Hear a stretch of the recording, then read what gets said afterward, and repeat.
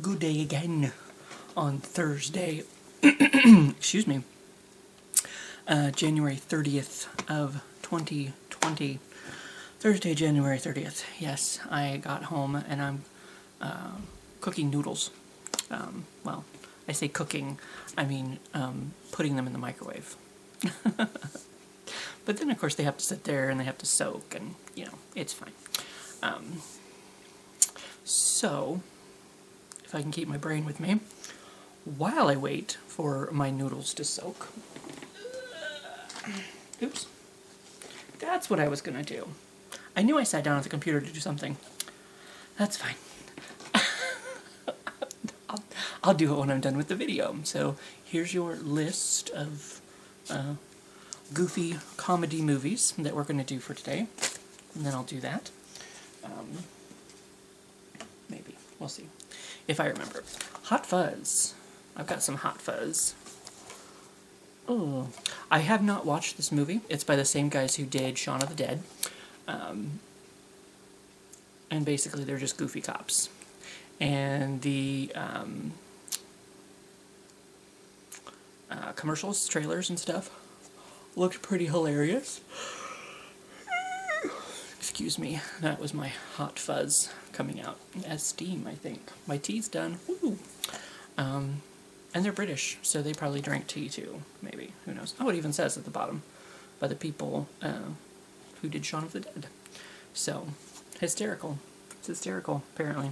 I did want to watch this. Somebody watched this. I remember they borrowed it and watched it, and that's why it's actually open for a change from some of my other movies. Excuse me. I have been drinking some pop today. Toys. Robin Williams, Toys. I know I watched this a long time ago. I don't think this was a popular film. It's, from what I remember, it's very odd. It kind of in the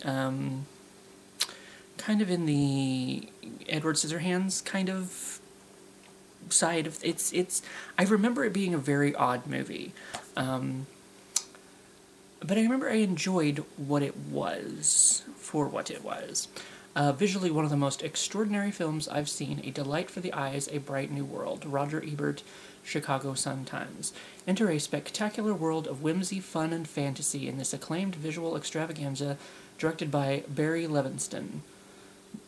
There's no T in that. I don't know why I put one there. Robin Williams stars as Leslie Zevo, a fun-loving adult who must save his late father's toy factory from his evil uncle, Michael Gambon. I almost said Gamboni, but he doesn't clear the ice between hockey games, so it's just Gambon. Gambon? No. A war-loving general who builds weapons disguised as toys. Aided by his sister, Joan Cusack, his girlfriend, Robin Wright, Leslie sets out to thwart his uncle and restore joy and innocence to their special world. I remember there's a lot of, and you can see, like, that right there where they're driving through the thing. I dealt with a lot of dust at work last night, so there might be more sneezes to come, or more burps, or more yawns, or whatever the hell it is I'm doing today. I don't know. But yeah, I remember this being somewhat of an odd movie, and very visually, like they said, it's very visually, it has its own unique style, I guess, is kind of what I was saying. So I remember this being enjoyable for what it was. I don't necessarily know how funny it was, but I found the DVD for $2.50. And they never went in that fucking cabinet unless I shut the fucking door. Do you?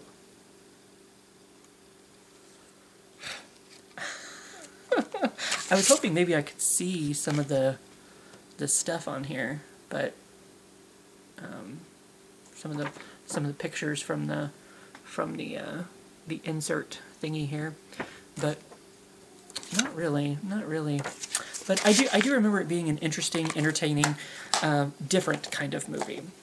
That's why I said I guess I kind of put it in the realm of sort of Edward Scissorhands and being something that's slightly different or off-center kind of thing, but in an okay way. I'm gonna have to go kill Ref. Hold on a minute. Let me finish my pile of movies here. I know I did watch this. I don't remember being very entertained by it at the time. Master of Disguise. Because he's turtly enough for the Turtle Club. He wants to be turtly enough for the Turtle Club, at least. I don't remember being very... so I don't know why I have this. I don't know why I bought this. Maybe I watched it... Maybe I bought it and somehow watched it. I don't know. Or maybe I wanted to give it another chance or something. I might have gotten it for fairly cheap. I don't know. But yeah, I don't really remember. But there again, some of these movies I do need to go back and rewatch with older eyes, because or more worldly. No, maybe not worldly, but there's something like I was saying the other day.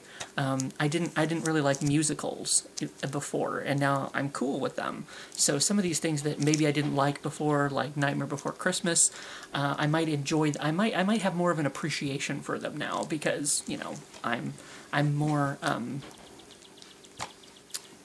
versatile with the types of movies that I enjoy.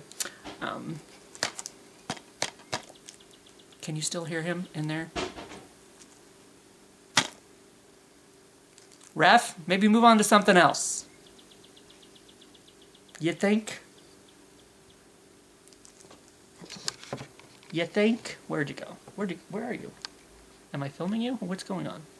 I was filming your butt. I think I was filming his butt.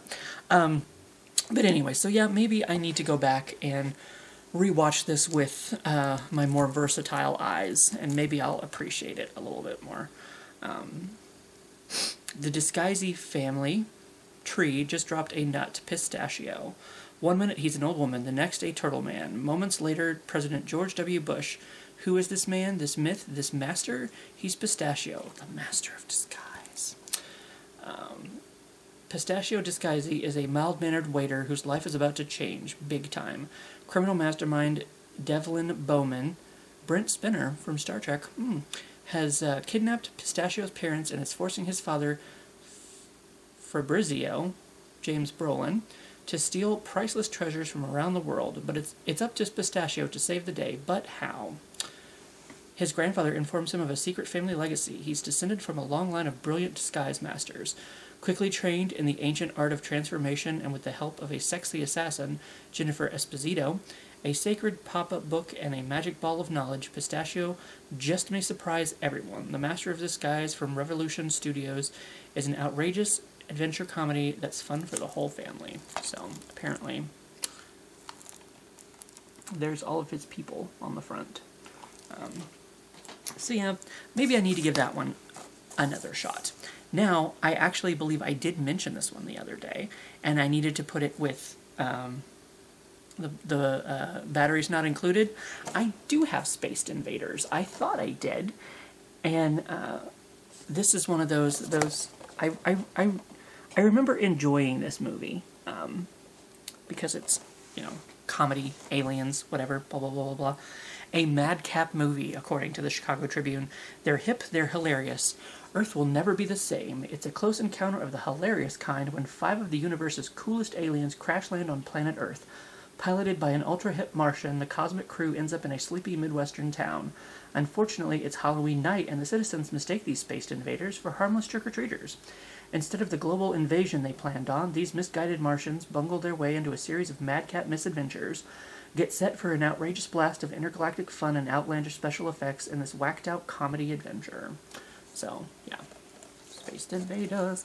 I remember enjoying this. There is a scene I remember from the trailers and the commercials that isn't in the movie. It's kind of one of those things, I guess my first go-around with that kind of thing. Because there's some little girl, I think some little girl, like, gets involved with these aliens or something, and she's like something about like don't be trying to do world domination or something, and they're like, oh man, or something like that. I remember that scene from the trailer or from the commercials, but it was not in the film itself.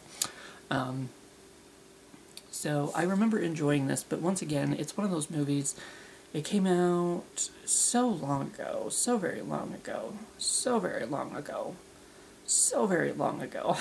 I was hoping to find the year by now, but I have not. I failed. And I haven't really seen it since it came out, so I need to reintroduce myself to that one. But at least, you know, we're on solid ground between me and Space Invaders. I'm cool with it. I have not seen this one, but it is one of those. I don't know if it was direct to DVD sequel kind of things, but I enjoyed the original Mask with Jim Carrey. Was there another sequel other than Son of the Mask? And see, it has that shiny slipcover. Or, well, it's not even a slipcover, it's just the cover itself is shiny. So, that's what I thought. I'm like, well, maybe I will enjoy this movie enough that, because, like I said, I did enjoy The Mask, which I don't know if I have in my collection or not. I don't know. I guess we'll find out as I go through my movies. So I thought, well, I believe I bought this one used at Hastings. Check out what's in here. I bought it at Family Pawn. That's where I bought it.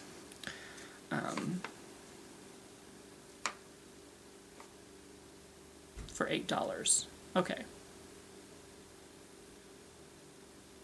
I don't understand. Expanded.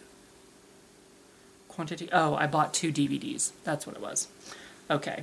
I bought 2 DVDs for $8. This one wasn't $8. I don't know what the other one was. It doesn't say. So, but that's what I found it, and from Zero to Hero. Here's the original Mask thing, and of course, you know. But I thought, you know, since it has the shiny cover to it, I'm gonna put that back in there.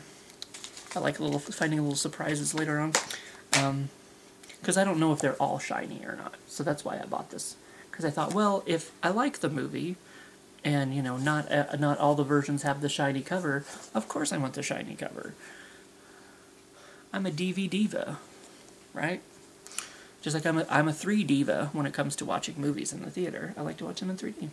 But anyway, so yeah, this is just a sequel. Jamie Kennedy, Alan Cumming, Son of the Mask. More mischief, more mayhem, more magic. The Mask is back. A decade after wreaking havoc in Edge City, the legendary Mask of Loki finds its way into the hands of cartoonist Tim Avery, whose new son is born with the Mask's spectacular powers.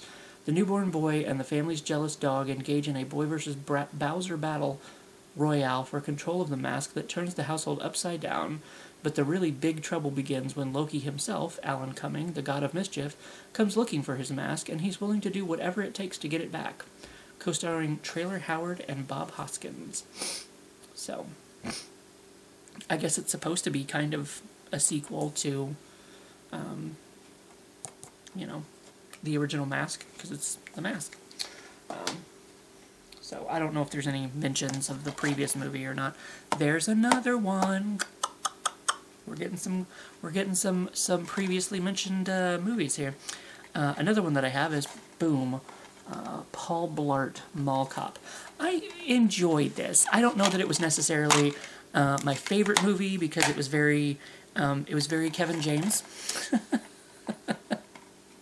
I mean, when you see a Kevin James movie, you kind of at this point know what you're in for.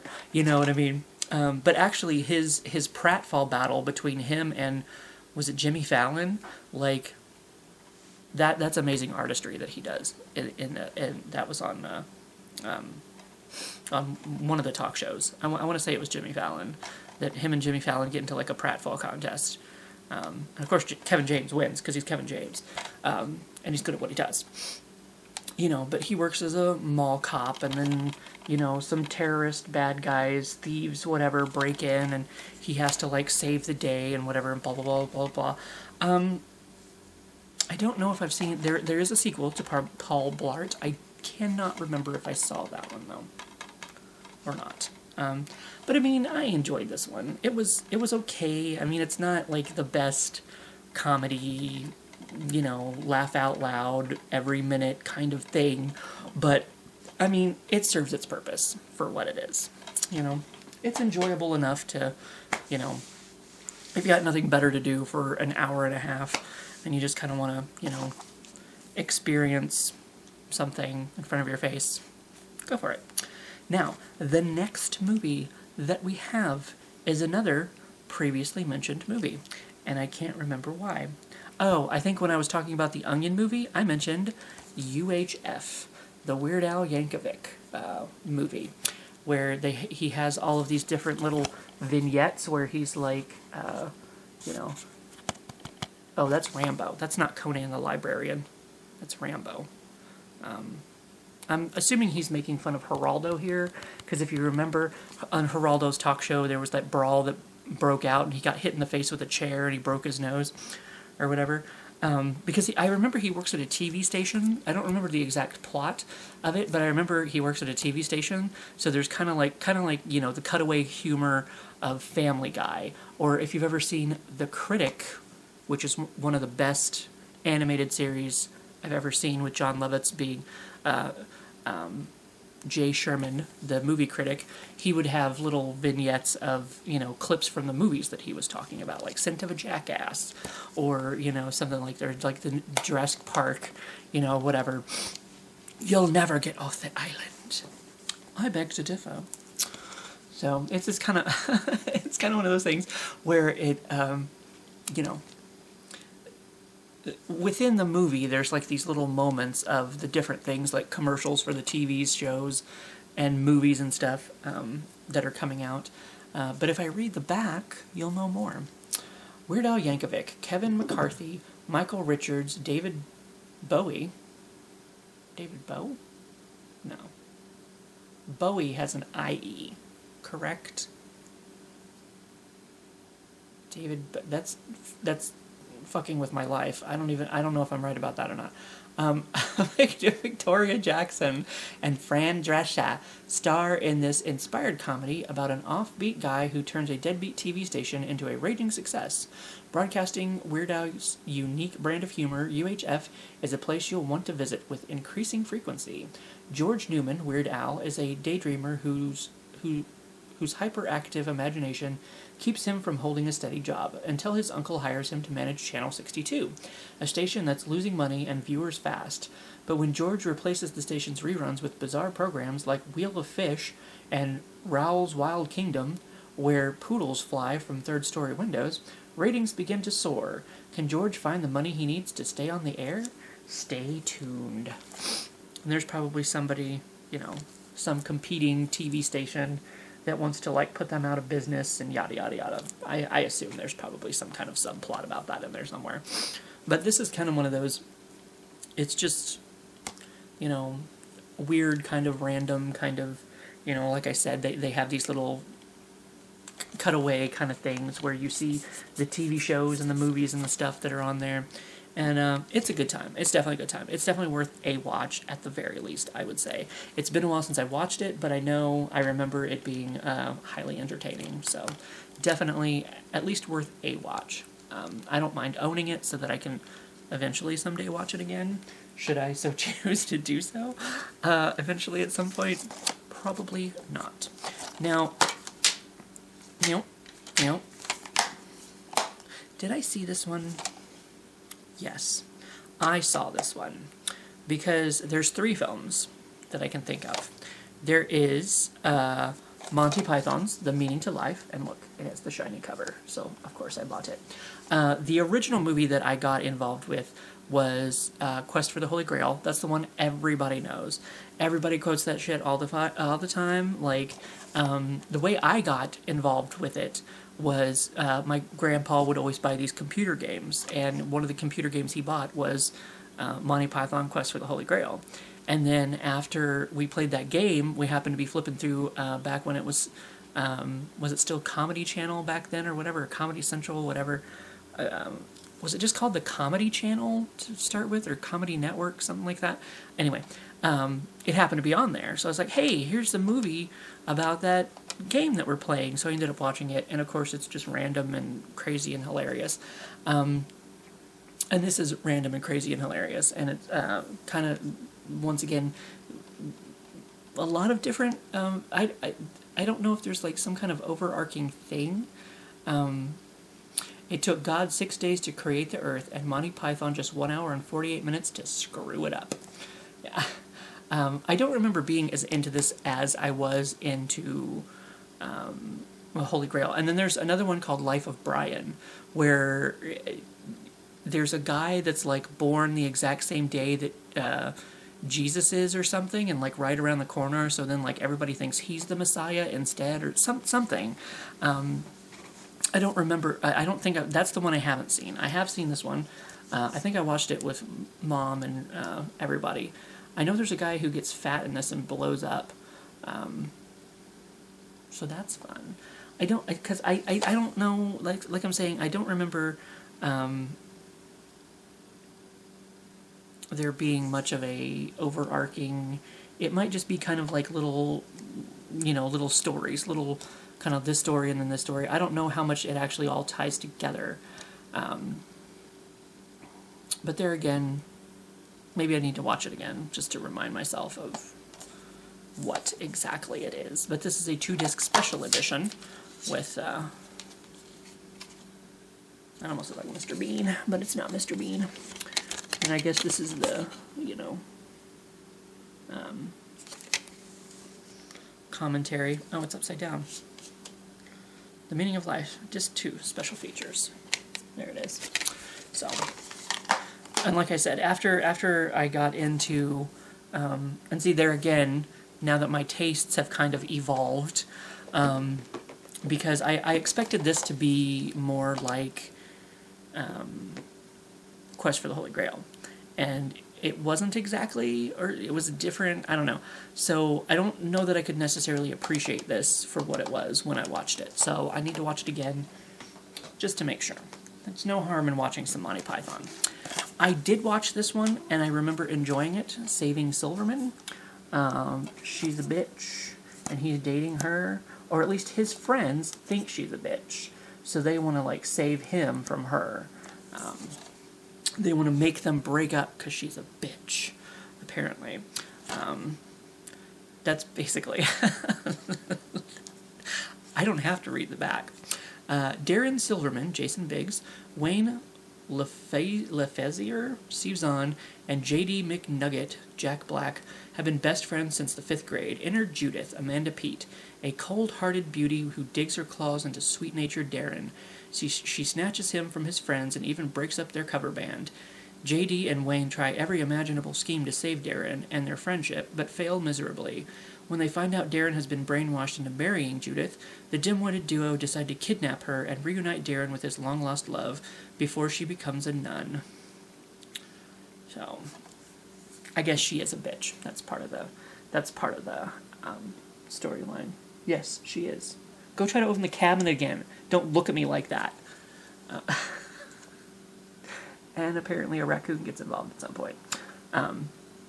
So yes, I remember being very entertained by this movie, and enjoyed it muchly. So, there again, it's another one of those that I haven't seen in a long time, but now that I own it, I can watch it whenever I want. So, cool. Not that I ever do. How many movies do I need to either actually watch or like reintroduce myself to? All of them. This one, I do not have to. The last movie in the pile is one I love. Clue. Boom. Based on the game. Of course, you see all these people in the back here. Miss Scarlet and all these people. Miss Peacock. And of course it's Clue. It's a murder mystery. It's crazy. I remember seeing it on TV the first time. So I might not have gotten to experience everything there was to experience about it, but it's I feel like it's, from what I remember, there was some, quick wit and just some very ridiculous things that happen, and I think one of the interesting things about this movie is apparently there were multiple different endings to it, and depending on which theater you went, you would get a different ending. And the one that I watched that day, I watched it on TV. Like I said, I just happened to come across it, and I was like, this looks like Clue, you know? And then it turned out it was, and I was like, yay! I think I might have actually seen it. But yeah, the one that I watched on TV, they actually put all the different endings to it, so that you could, you know, see all the different endings. So I assume they're all on here as well. Here is the murderously funny movie based on the world-famous Clue board game. And now with the special DVD version, you can see all 3 surprise endings. Was it Colonel Mustard in the study with a gun, Miss Scarlet in the billiard room with the rope, or was it Wadsworth the butler? Meet all the notorious suspects and discover all of their foul playthings. Okay. You'll love their dastardly doings as the bodies and the laughs pile up before your eyes, featuring all 3 surprise endings. We've got, of course, Tim Curry. I don't think he's in any of these pictures. Well, he's on this little cube down here. If you couldn't see him, I focused on these people up here. Eileen Brennan, Madeline Kahn, Christopher Lloyd, Michael McKeon, Martin Mull, Leslie Ann Warren, which is music by John Morris, but he's not one of the people.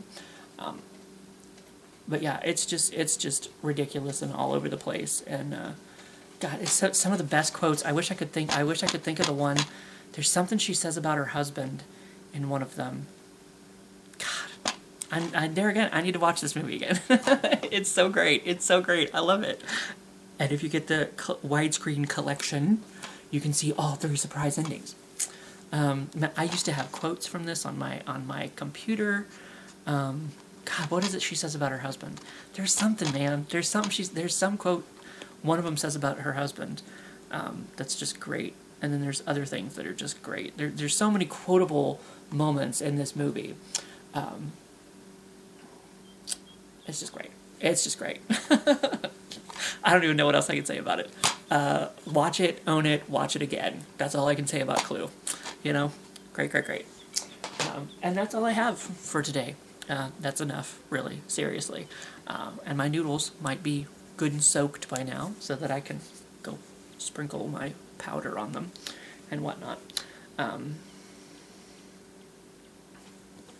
was thinking there was something I was going to say when I was done. But of course that was way back